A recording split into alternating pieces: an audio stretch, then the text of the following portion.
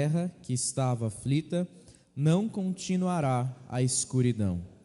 Deus, nos primeiros tempos, tornou desprezível a terra de Zebulon e a terra de Naftali. Mas, nos últimos tempos, tornará glorioso o caminho do mar, além do Jordão, Galiléia dos gentios. O povo que andava em trevas viu grande luz, e aos que viviam na região da sombra da morte, resplandeceu-lhes a luz. Tu, Senhor, tens multiplicado esse povo, a alegria lhe aumentaste. Alegram-se eles diante de ti, como se alegram na ceifa e como exultam quando repartem os despojos. Porque tu quebraste o jugo que pesava sobre eles, a vara que lhes feria os ombros e o cetro do seu opressor, como no dia dos midianitas. Porque toda a bota com que anda o guerreiro no tumulto da batalha e toda veste revolvida em sangue serão queimadas, servirão de pasto ao fogo. Porque um menino nos nasceu, um filho se nos deu, o governo está sobre os seus ombros, e o seu nome será Maravilhoso Conselheiro, Deus Forte, Pai da Eternidade, Príncipe da Paz. Amém. Pode se assentar. A Bíblia fala diversas vezes sobre a luz. Nós lemos um texto de Mateus que fala sobre a luz. Existe um texto em Filipenses que fala que nós devemos brilhar como estrelas no céu, devemos carregar essa luz. E por outros textos ainda que nós podemos caminhar na palavra, como o texto do Salmo 119, 105, que eu citei no início da nossa devocional dessa manhã, que falam a respeito da luz. Mas todas essas verdades da luz, antes mesmo da gente considerar elas, nós precisamos considerar uma verdade básica a respeito do que a Bíblia fala sobre luz. No começo de tudo, o Senhor diz, qual é a primeira coisa que Deus cria? Haja luz. Ele diz, haja luz. A luz. Ainda não havia sol, mas já havia luz. Ainda não havia a distinção do dia e a noite, mas já havia a luz. O Senhor é a própria luz. E essa é uma verdade que não deve fugir aos nossos corações. Ele vem para iluminar e desde o princípio Ele é a luz. A luz vem dele, Ele é a própria luz, Ele é aquele que ilumina todas as coisas. O texto que nós lemos diz, mas para a terra que estava aflita não continuará a escuridão. O Senhor Deus continua dizendo, haja luz para todas as nossas vidas. Nós nos aproximamos do Natal e é uma época que a gente gosta de falar, né? Sobre luz, que a nossa vida seja iluminada, que haja paz, que haja luz. E a gente põe luzes por todo lugar para simbolizar mesmo essa luz do Senhor sobre todos os lugares. O Senhor é aquele que pode levar toda a escuridão embora. E embora esse texto seja geralmente lido, e a gente gosta muito de falar dos nomes que Cristo recebe lá no versículo 6, Maravilhoso Conselheiro, Deus Forte, Pai da Eternidade, Príncipe da Paz, eu quero destacar o versículo 2. O povo que andava em trevas viu grande luz, e aos que viviam na região da sombra da morte, resplandeceu-lhes a luz. O mundo que nós vivemos, meus irmãos, se você ainda tem dúvida, quero te deixar pecado. O mundo é cheio de trevas. A Bíblia diz que o mundo jaz no maligno, e essa palavra jaz, né, a gente associa ela muito com morte, porque a gente fala do jazigo, a gente fala aqui jaz, fulano de tal, mas a palavra jaz, até num certo contrassenso, ela pode ser sinônimo inclusive de viver, mas no sentido de que alguém que vive fazendo tal coisa, alguém que está permanentemente em um estado, alguém que dorme, repousa em uma condição. O mundo repousa no maligno. O mundo vive no maligno. O mundo jaz naquilo que é mal. Está cheio de pecado. O mundo está como morto diante da situação pecaminosa em que vive.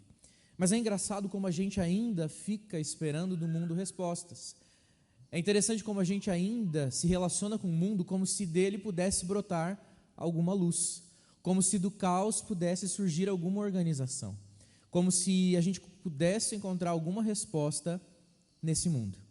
Então a gente tem uma expectativa de que numa eleição nós possamos ter um governo melhor. Nós esperamos então que de repente a saúde vai melhorar todas as coisas. Que talvez o clima pode afetar a economia, as plantações, e então a nossa condição econômica vai se transformar. Que talvez se eu estiver na empresa correta, que tem princípios melhores, eu vou ter a certeza então de que eu vou conseguir crescer no meu trabalho e ter uma condição de vida melhor. A gente fica esperando do mundo uma resposta. A gente acredita que se a gente se filiar à ONG certa ou até mesmo à igreja mais correta, é sim por essa instituição que nós vamos conseguir ver transformação social nesse mundo, e o mundo então vai poder despertar alguma luz. Mas a verdade é que o mundo que a gente vive, ele está em completa escuridão. E aquele que vive na escuridão não consegue nem sequer providenciar uma faísca para se livrar da própria escuridão, que dirá então gerar luz para aqueles que estão buscando alguma luz no mundo. Nós crentes não devíamos jamais ter algum tipo de esperança naquilo que o mundo pode oferecer, porque nada que ele tem para oferecer é suficiente e é comparável à resposta que nós precisamos para nos livrar dessa condição de deitados, dormentes e viventes naquilo que é mal e pecaminoso. Mas Deus sim, Ele é luz. Ele sim pode dizer que aquele que estava aflito em escuridão não ficará mais na escuridão, mas o Senhor Jesus pode ser a luz. Observe como na história, nos evangelhos, nós conseguimos observar o povo de Deus numa esperança em que o Messias viria e seria ele um grande redentor da condição social deles. Eles esperam que Jesus seja um zelote, um partidário, um nacionalista, que levante a bandeira de Israel e derrote o Império Romano. E não é isso que a gente faz muitas vezes? A gente fica na expectativa de que o Messias vai aparecer e vai resgatar todas as coisas ao nosso redor e transformar o mundo num lugar melhor para nós. E que a gente vai sair por aí de roupas brancas, andando de mão dada e cantarolando nas ruas, como se a gente vivesse num musical. A gente fica na expectativa de que Deus vai fazer uma grande intervenção, vai levantar um grande príncipe e vai mudar a nação brasileira. Porque a gente ainda fica esperando por esse Messias zelote, assim como o povo fez na antiguidade. Mas Jesus deixa muito claro que Ele é a luz do mundo e que Ele veio para transformar o mundo, mas não politicamente. É interessante porque o texto que nós lemos fala de feitos do Senhor sobre o povo, livrando eles do cetro do opressor, da vitória sobre os midianitas, no versículo 4, quebrou o jugo que pesava sobre eles, o jugo de escravidão, de exílio. E ele usa uma linguagem para dizer: toda bota que o guerreiro anda no tumulto da batalha, que está cheia de sangue, vai ser queimada, não vai servir para mais nada, não vai ser mais necessário nenhuma guerra. Mas aqui o que o profeta fala vai muito além de uma condição terrena. A batalha que será vencida e não será necessário mais sujar as botas de sangue. O opressor que oprime o povo de Deus não é de uma condição terrena, é de uma condição espiritual. É a vitória de uma vez por todas do Senhor Deus sobre o pecado, sobre a escuridão, com a luz de Jesus. O jugo que está sobre nós, mais do que o jugo social, econômico, político, é o jugo do pecado. E não tem nada pior do que o jugo do pecado. E quando nós encontramos, ou somos encontrados por Cristo, e somos resgatados por Ele dessa condição de pecado, o que Ele faz é tirar de nós esse peso tremendo. E mesmo que ainda assim nós vivamos em uma condição econômica difícil, socialmente caótica, politicamente corrupta, nós encontramos paz naquele que nos livrou do nosso opressor. É ser capaz, então, de descansar em Deus, mesmo quando o mundo de escuridão continua em escuridão. Se nós tivermos a expectativa de que a gente vai chegar no paraíso aqui nessa terra, nós estamos desorientados biblicamente. O que o Senhor quer de nós é que nós sejamos luz do mundo e Ele luz em nós. E é verdade sim, que Ele traz alívio para as nossas dores hoje já. Através da sua igreja, Ele opera maravilhas no meio do mundo e faz com que muitas pessoas possam provar de alívio das suas dores, que sejam cuidadas, que sejam bem tratadas, que justiça social seja feita, que a economia seja transformada, e nós devemos batalhar por isso. De forma alguma eu estou dizendo que você deve se conformar com o mundo que nós vivemos e descansar de que o mundo é assim mesmo, né? Então fazer o quê? Muito pelo contrário. Essa realidade nos chama a ser luz, porque foi isso que nós lemos no início da devocional, não é verdade? Vocês são a luz do mundo, não se pode esconder uma luz debaixo de um cesto. Não se põe a luz debaixo da cama, mas é colocado num lugar alto para iluminar toda a casa. Nós precisamos levar as obras de Deus adiante para que o mundo, vendo as nossas obras, possam reconhecer que Ele é o Pai que está no céu. Mas a nossa esperança jamais pode estar depositada nessas coisas.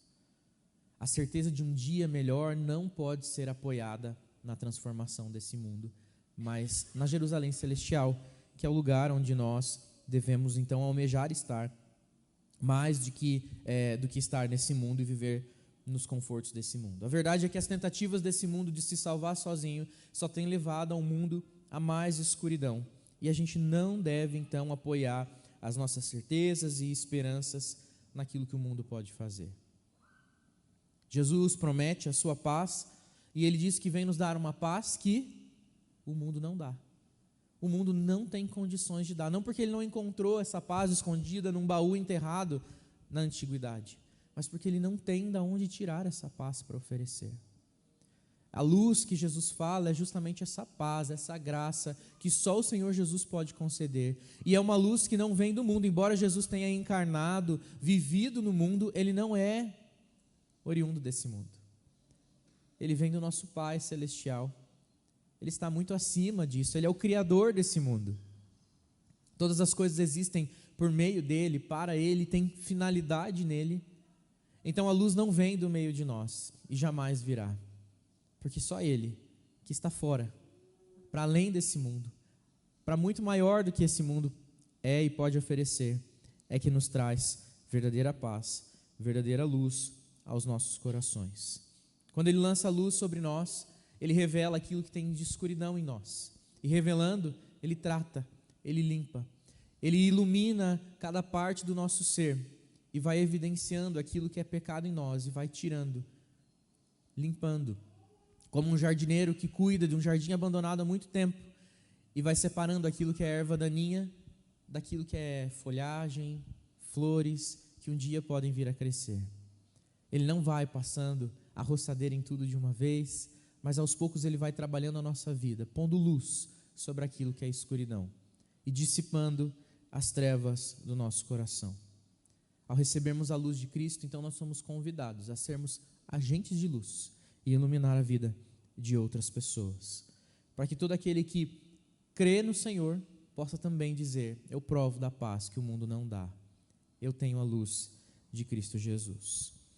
Que a luz de Cristo, agora lembrada por nós na época do Natal, seja vista não no mundo, aliás, seja não esperada do mundo, mas seja vista no Senhor Jesus, e seja vista no mundo por nós, os seus agentes de iluminação, de levar a palavra, que é luz para o caminho das pessoas, de levar a vida de Cristo, que transforma os ambientes em que nós estamos.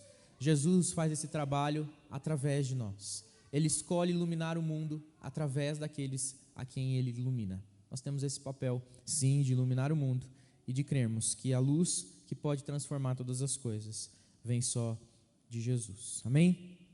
Quero convidar você a orar junto comigo mais uma vez, e nós encerrarmos esse tempo devocional, pedindo que o Senhor ilumine mesmo o nosso coração, a nossa vida, o nosso caminho, e quando tudo parecer escuro, que nós possamos confiar nele e somente nele.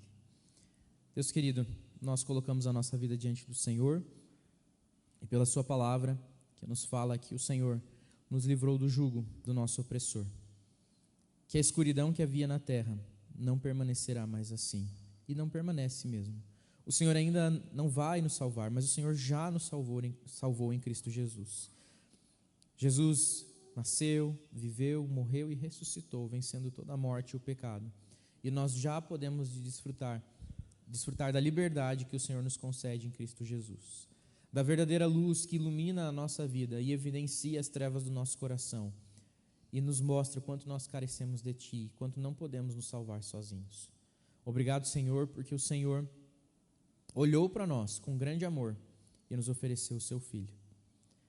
E obrigado porque, por causa dele, nós podemos então agora não mais viver na escuridão, mas podemos viver iluminados, com o coração cheio de luz. E podemos fazer boas obras, cheias da luz de Deus.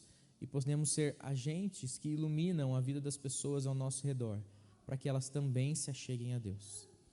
Obrigado, Deus, porque não é só uma coisa simbólica ou só uma coisa etérea, distante dizer que o Senhor é a nossa luz.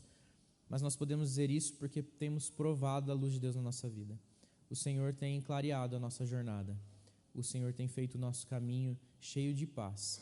Mesmo quando o mundo é caótico e escuro, nós podemos ter a luz de Jesus em nós. Que a nossa fé não seja baseada na circunstância, ó Pai, mas na luz que já habita em cada um de nós.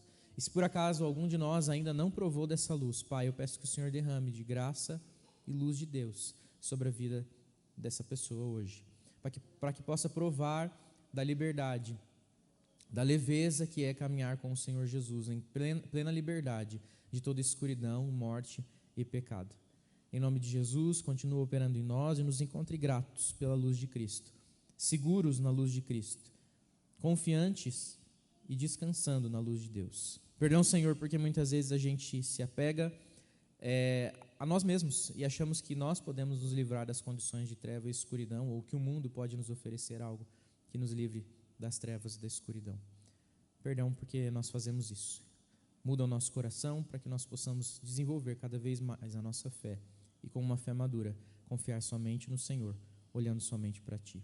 Dá-nos da paz que excede o entendimento, paz que o mundo não pode dar. Em nome de Jesus é que nós oramos. Amém.